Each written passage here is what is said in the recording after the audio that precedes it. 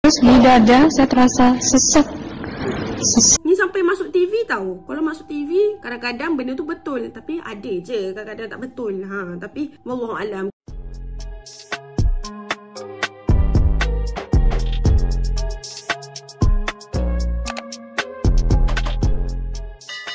Hi guys, assalamualaikum, welcome back to my YouTube channel. Hi guys. Okay guys, so nak dijadikan ceritanya, aku jumpa ada satu video TikTok ni. Aku tak sure lah dia ambil daripada mana. Aku rasa dia ambil daripada YouTube, tapi aku tak tahu channel mana. Dalam video tu dia ada interview seorang wanita yang dikatakan pernah mengalami pengalaman yang kita tak pernah terfikir pun kita boleh alami benda tu, iaitu suri guys. Aku tak nak sebut sebab kadang-kadang YouTube ni memang sensitif sikit. Kalau aku sebut sikit je kau nak ban aku, sebut sikit je kau nak ban aku. Apa masalah kau? Ini apa masalahnya ni? Dia kata dia ada pengalaman tu dan dia ceritakan balik pengalaman dia, macam mana dia boleh hadapi benda tu dan masa detik-detik dia tu mati.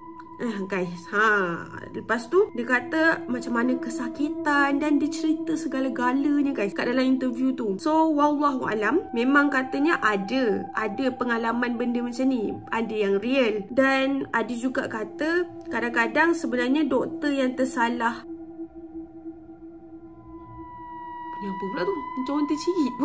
Kadang-kadang ada doktor yang salah diagnose, kata patient ni dah tak ada, tapi sebenarnya patient ni ada lagi. Macam tu. Kakak ni dia cerita balik macam mana dia punya perasaan, apa yang dia rasa waktu dia katanya waktu dia dah meninggal, lepas tu dia hidup balik guys. Kita kan selalu dengar kan benda-benda macam ni. Sekarang ni real real dia nak cerita kat kita pengalaman, kisah nyata orang mati suri guys. Tak nak sebut. So jom kita tengok sama-sama. Video ni lama tau, so kita kena fokus, full fokus. Aku tak boleh nak pause nanti korang cakap kau ni asyik pause je. Yelah kau tengok je lah. Kalau nak tengok betul-betul pergilah, nanti aku bagi link.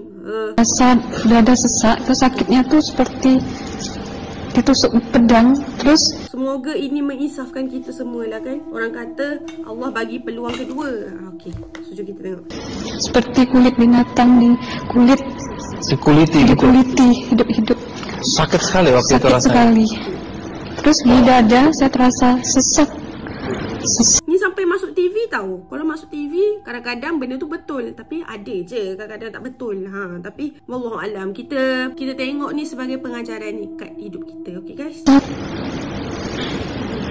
Setelah itu paman saya mengajar saya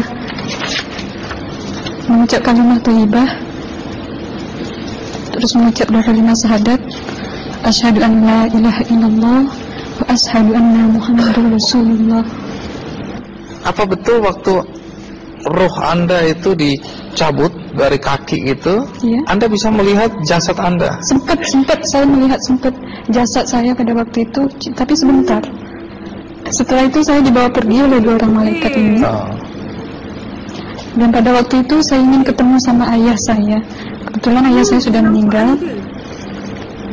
Dan suatu ayah saya meninggal, dia berusia 55 tahun.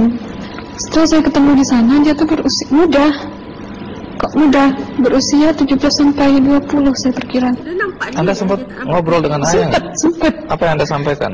Waktu itu ayah nangis. Ayah saya bilang, kenapa kamu kesini nak? Pulanglah. Di rumah tidak ada orang. Kasihan lihat ibumu dan adik-adikmu. Tidak ayah, janjiku sama Allah sudah sampai. Dan pada waktu itu ayah saya menangis. Lalu apa yang dia ucapkan? Diam aja dia, bersilang. Kembali ke malaikat tadi, bentuk yang Anda lihat seperti apa malaikat ini? Dia ini laki-laki, tapi mukanya sama semua. Berapa malaikat? Dua. Iya. Fisiknya seperti apa? Seperti berserban, berpakaian ihram, mukanya sama. Wajahnya seperti apa? Wajahnya sulit saya gambarkan. Yang jelas dia ini sama, dua-dua itu sama rupanya. Apakah ada ucapan dari dua sosok yang Anda anggap malaikat itu? Ada. Apa kata mereka? Waktu itu saya mengalami perjalanan spiritual. Saya disoal oleh malaikat itu dengan sebutan Ma ayyutuka, siapa Tuhanmu, katanya. Waktu itu ruh saya menjawab, Tuhanku adalah Allah. Siapa pemimpinmu? Pemimpinku adalah Nabi Muhammad Sallallahu Alaihi Wasallam. Mana kiblatmu? Kiblatku adalah Ka'bah. Siapa kedua orang tuamu? Siapa saudara maramu? Terus saya diperjalankan. Setelah itu kedua orang malaikat ini memimpin tangan saya, tangan kiri saya, membawa saya ke satu tempat, menduduki saya di sebuah kursi. Pada waktu itu kursinya tuh empuk, mungkin 8 busanya ya, cantik. Terus di sana saya duduk. Di sebelah kanan saya ada tiba-tiba berwujud seorang perempuan. Dia mengaku Amal. Kamu siapa? Kata saya. Aku adalah amalmu semasa kamu hidup di atas dunia. Dan selama kamu di sini, saya akan menemanimu sampai yaumul akhir, itu katanya. Dan pada waktu itu saya melihat perempuan-perempuan solehah berpakaian muslimah, berkerudung, mencium pipi kanan, pipi kiri. Mungkin salam perkenalan pertama waktu menduduki di situ. Setelah itu saya dihijrahkan lagi, dibawa oleh dua orang malaikat ini lagi, melihat dosa-dosa besar ya. Di sana saya diperlihatkan ada seorang laki-laki memikul besi di bahunya. Saya perkirakan besi itu mungkin beratnya tuh berton kali ya. Berat sekali ya. Berat sekali. Terus dia berjalan nggak sampai-sampai ke tujuannya, berlumuran darah nanah, baunya na'udzubillah min dzalik. Bajunya tuh sobek-sobek. Waktu itu roh saya disaksikan oleh Amal. Saya tanya kepada Amal, roh tanya sama Amal, wahai Amalku, dosa apakah yang manusia ini lakukan sewaktu ia hidup di atas dunia? Amal menjawab pada waktu itu, sewaktu manusia ini di atas dunia, dia ini adalah menyantet orang, meneluh orang, sehingga dia berjalan nggak sampai yaumul akhir, katanya. Yang kedua, saya melihat ada seorang laki-laki saling membunuh. Ini real ke tak ni? Sebentar kayak gitu lagi. Waktu itu aku scary lah, punya apa ni? Macam benda bergerak-gerak kat area aku tau. Sewaktu manusia ini hidup di atas dunia, dia adalah seorang pembunuh, hingga dia tidak mau bertanggung jawab terhadap orang yang dibunuhnya.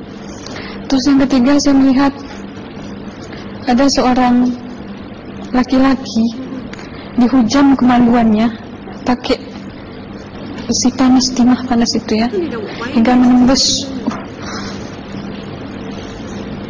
Waktu itu roh bilang sama Amal, wahai Amalku, dosa apakah yang manusia ini hidup di atas dunia?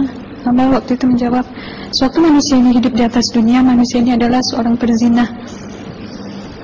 Setelah itu saya melihat ada seorang laki-laki disebati oleh rotan. Rotannya itu menyebati kulitnya tuh hingga lepas daging sama kulitnya. Itu Amal menjawab, sewaktu manusia ini hidup di atas dunia, dia ini tidak pernah sholat Islam, hingga waktu matinya pun dia tidak mengucap 2 kalimat syahadat. Dan pada waktu itu roh sama Amal sempat menghafiz Quran pada waktu itu, dengan harapan supaya orang manusia yang Allah siksakan ini bisa terampuni dosanya. Jadi masih sempat waktu itu ya? Iya, roh sama Amal yang menghafiz Quran, bertahzim, bersalawat, baca ayat 1000 dinar, membaca Yasin. Tapi sayang, bahkan tambah banyak, Allah tidak mengampuni dosa-dosa mereka, sayangnya. Setelah itu, akhirnya yang terakhir kali berzikir zikir saya pada waktu itu subhanallah walhamdulillah wala ilaha illallah wallahu akbar la haula wala quwwata illa billahil aliyul azim. Sekuat-kuatnya nada saya berteriak, tiba-tiba saya merasakan detik jantung ya. Waktu itu mungkin paman saya yang menyaksikan. Itu saya koma. Disitulah saudara Anda kembali ke jasad ya. Iya, benar. Jadi banyak sekali Anda menyaksikan kejadian-kejadian di alam sana ya.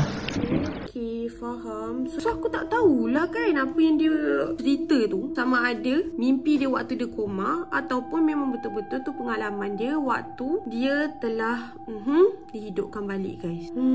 Tapi apa-apa pun cerita dia memang menginsafkan kita ni lah. So guys, kita ambil yang baik, yang buruk kita buang jauh-jauh, okay? So, aku rasa itu sahaja untuk video kita hari ni. Macam biasa, kalau korang suka video aku, jangan lupa tekan like dan jangan lupa tekan subscribe. Jaga diri and always stay safe. Bye!